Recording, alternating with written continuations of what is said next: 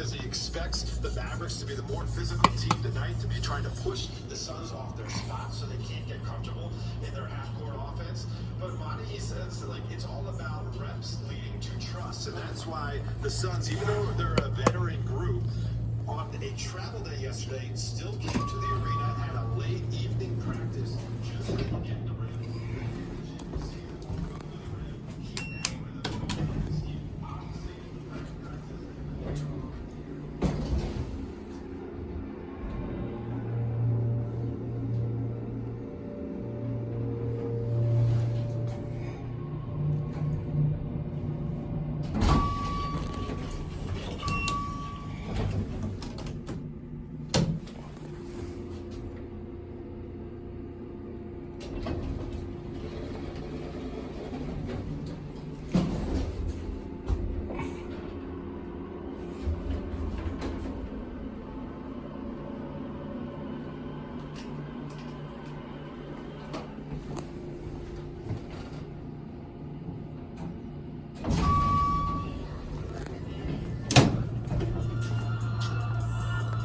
Suffer with acute or chronic back pain? If so, check this out. For the first time, Dr. Host combines 3